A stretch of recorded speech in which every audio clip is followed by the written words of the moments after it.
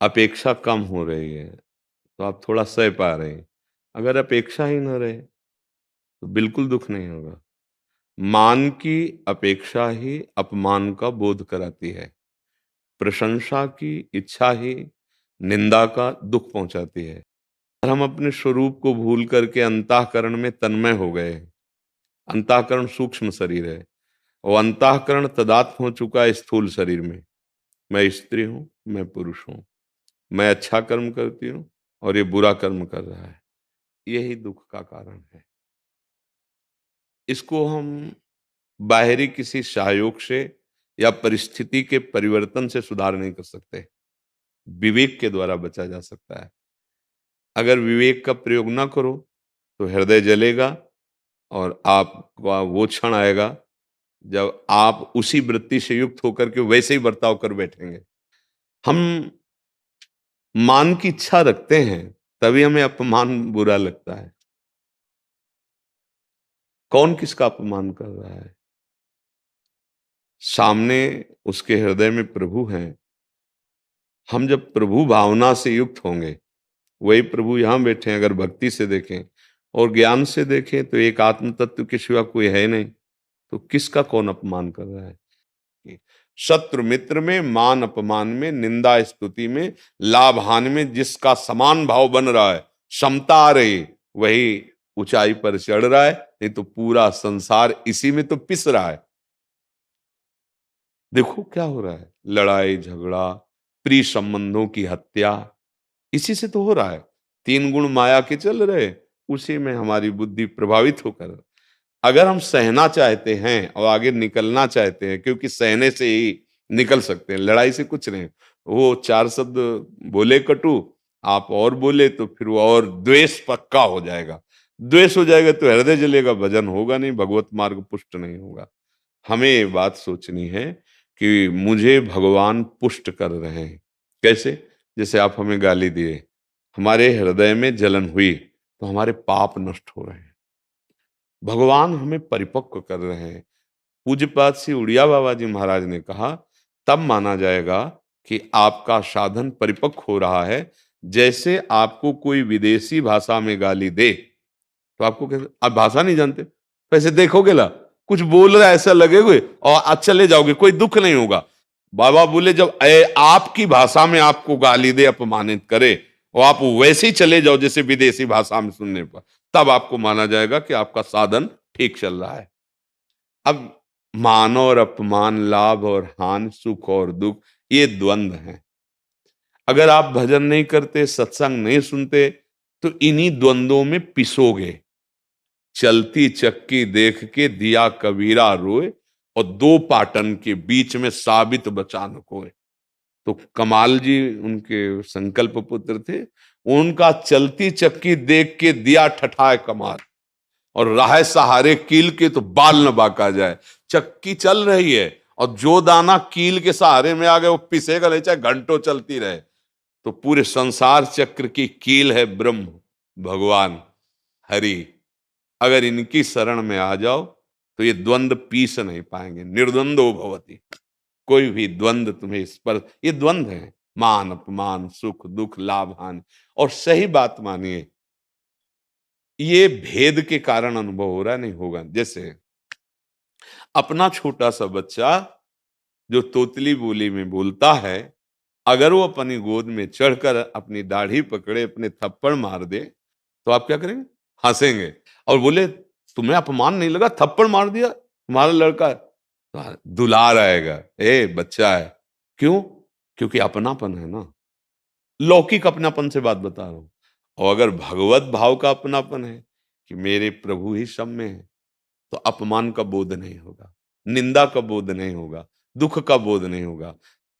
हमारा जो कर्तव्य, यदि हम केवल अपने कर्तव्य को देखें, उसके कर्तव्य को ना देखें, तो हमें कोई दुख नहीं होगा।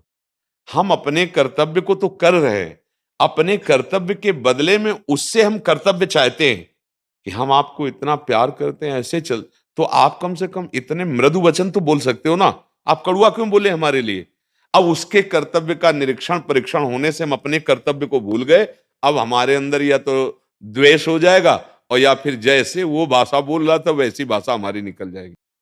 आप इसको समझ लीजिए, क्यों गुस्सा करते हो? आप विचार करके देखो, क्या आप में ऐसे सद्गुण हैं?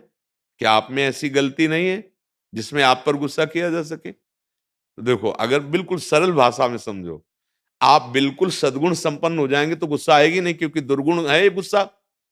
और जब आप में गुस्सा आती है तो कमी आप में भी है ना, तो फिर दूसरे की कमियों को हम क्षमा नहीं करते और अपनी बड़ी से बड़ी कमी को सेकंड में क्षमा कर देते हैं। ये हमारी गलती है। परमार्थिक पथिक अपनी गलतियों को क्षमा नहीं करता, दूसरे की गलतियों को क्षमा करता है। तभी वो ऊंचाई पे चढ़ता है। ए भाई, काहे को गुस्सा करे? क्यों गुस्सा करे? अगर मान लो कोई अनजाना व्यक्ति हमसे अपमानजनित क्रिया कर रहा है, द्वेष, तो बेचारे की बुद्धि ऐसी है।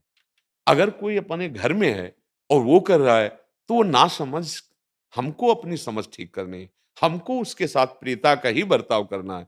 पर इतनी क्षमता तो भगवान शंकर बोल पड़े जब रावण ने लात मारा और विभीषण जी ने समझाया, और परिणाम क्या हुआ? लात मारा, और फिर भी हाथ जोड़ के कह रहे हैं, तुम पितु सरिस भले ही मोहि मारा, पर राम भजे हित नाथ तो कैलाशपति बोल पड़े, उमा संत कही है बड़ाई, मंद करत जो करे भलाई। ये देखो साधुता, वो सभा में लात मार रहा है और वो कह रहा है राम भजे हित नाथ तो, हे नाथ, भले मारा, मुझे इसकी परवाह नहीं, पर आपका मंगल हो जाए। आप ये बात समझ लो कि भगवान से विरोध करने पर तुम्हारा मंगल नहीं होगा। हमको थोड़ा समझना पड़ेगा, क्यों गुस्सा करते हैं? ये गुस्सा की वृत्ति हमारी गलती है। हम दूसरे की बात सोचकर सुनकर क्रोध धारण करते हैं। तो क्रोध तो त्रिविधम नरकस्येदम द्वारम, ये तीन नरक के द्वार है, कामा क्रोधा तथा लोभा। हम तो नरक जाने वाला मार्ग तय कर रहे हैं। गलती हम कर रहे हैं, हमें क्रोध नहीं करना। देखो, अगर हम क्रोध ना धारण करके प्रियता से बर्ताव करते रहें और सच्चाई से, तो सामने वाले को बदलना पड़ेगा, पक्का बदलना पड़ेगा। बहुत बड़ी सामर्थ्य प्रियता में होती है। और अगर नहीं बदलता और आप सह रहे हो, तो उसको ऐसा भयानक दंड मिलेगा कि उसे टूटना पड़ेगा, बदलना पड़ेगा।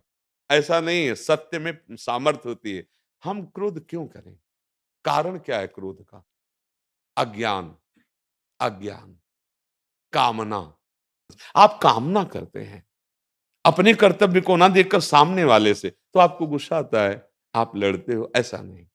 जैसे मान लो आपकी पत्नी है, उसने आपको जीवन समर्पित किया है। अगर कोई त्रुटि हो जाती है तो प्यार से समझा दीजिए। 100 बार नहीं समझ में आता तो 101 बार हम प्रयास करेंगे। युद्ध थोड़ी कर रहे हो, धर्म संज्ञक युद्ध भूमि में थोड़ी आए हो। तुम एक समाज में रह रहे हो इन विकारों पर विजय प्राप्त करने के लिए। तुम्हारे सामने युद्ध थोड़ी कर, पत्नी कोई तुम्हारी द्रोही युद्ध है क्या? विपक्ष में है खड़े कर? नहीं, ये घर की समस्या है। परिवार में अनुकूलता प्रतिकूलता जनित बर्ताव होते रहते हैं। आपको इतना गंभीर बनना है। अगर परमार्थ की बात समझो, तो किसी के प्रति भी आपका कड़ुआ व्यवहार ना हो, आपके प्रति जो कड़ुआ व्यवहार उसे सह जाओ, तो आप महान बन जाओगे, आप सुखी हो जाओगे। क्यों? कभी कभी जब हम सामने वाले के कर्तव्य को केवल देखते हैं, तब हमें गुस्सा आ जाता है। अगर हम उस समय देखें कि उसकी जगह अगर हम ऐसा आचरण करते होते तो क्या होता? अरे, उससे गलती हो रही, हमें क्षमा करना है, प्यार से बढ़ाना है, बहुत शांति, बहुत सुख। नहीं, घर घर में कलह, पिता पुत्र में कलह, पति पत्नी में कलह, कैसे कैसा अज्ञान बढ़ रहा है। क्या हो रहा है? क्या यही प्रेम है? क्या यही मानव जीवन का स्वरूप है? अब कह दे कि सब बदल जाएंगे, तो सब नहीं बदलेंगे। नहीं बदलेंगे, क्योंकि कोई सुनना नहीं चाहता, कोई अपने को बदलना नहीं चाहता। इस पर विचार करें, थोड़ा धैर्य धारण करें, नाम जप करें, तो अभी ठीक होने लगेगा। जो साधुता है अंदर की, यही भगवान को प्रिय है।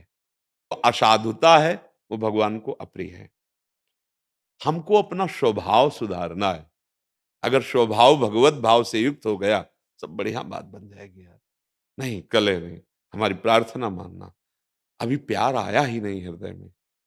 जब प्रेमी जन होते हैं ना, बड़े से बड़े विपत्ति और कष्ट को सहकर भी वो कभी विचलित नहीं होते, क्योंकि झूठा प्यार है। शरीरों का प्यार झूठा प्यार है, स्वार्थ का प्यार है। अपनी वासना की पूर्ति कोई प्यार होता है? हाँ, जिससे प्यार किया जाता है, उसको सुख देने की सोचा जाता है। वो कितना भी कड़वा बोले, बुरा नहीं लगता क्योंकि हम उससे प्यार करते हैं। किससे कौन प्यार करता है यहाँ? विचार करके देखो। अपनी वासना से, अपनी इच्छा से, अपनी कामना। हमारी इच्छा के विरुद्ध हुआ तो फिर हम उसको, या आगे बढ़ी तो हिंसा में उतर जाएंगे। यही हो रहा है, अब देख लो। सहोदर भ्राता, थोड़ी सी इच्छा की पूर्ति में बाधा पड़ी बंटवारे में, तो दूसरे की हत्या कर दी, भाई की। क्या हो रहा है? चलो जीवन मुक्तता या परम पद प्राप्ति छोड़ो, जीने के लिए हम कहते हैं नाम जप करो, अच्छे आचरण करो, दूसरों को सुख पहुंचाओ, ये जीवन सफल हो जाएगा। जलोगे नहीं। नहीं तो ऐसी ऐसी घटनाएं घट जाएंगी कि जीवन नष्ट हो जाएगा, किसी कार्य का जीवन नहीं रहेगा। समझ रहे? अगर ज्यादा क्रोध बढ़ जाएगा तो हिंसा में उतर जाएगा, बुद्धि काम नहीं करेगी। इसका समन करना सीखो। जहां गुस्सा लगे चल दो, बात मत करो, मौन हो जाओ, राधा राधा बोलने लगो, राधा राधा राधा राधा राधा। यही उपाय है शांत करने। हृदय जलेगा नहीं, उस समय कम हो जाओ, उस समय हटो वहां से, अपने को बचा लो। थोड़ी देर बाद वो गुस्सा शांत हो जाएगा, फिर बात कर लो। अगर लगता है इससे बात करने में फिर आ जाएगा तो एक दो दिन चुप रहो। कोई ऐसी बात नहीं कि घर से बाहर निकल गए भागे, नहीं, एक दो दिन चुप रहो, शांत रहो। तो सहनशीलता हमें लगता है कि अगर धारण करे तो परिवार बड़ा सुखी हो जाएगा। अगर हम लड़ाई झगड़ा करेंगे ठीक नहीं। और ये सहनशीलता है कि नाम जपने से, इसीलिए हम चिल्लाते हैं राधा राधा राधा राधा राधा राधा। तुम्हें जो प्रिय नाम लगे, राम कृष्ण हरि, भगवान का नाम जप करो, भगवान के आश्रित हो जाओ, तुम्हारा जीवन सार्थक हो जाएगा। क्रोध, हिंसा, द्वेष, इसी में हमारा जीवन बर्बाद हो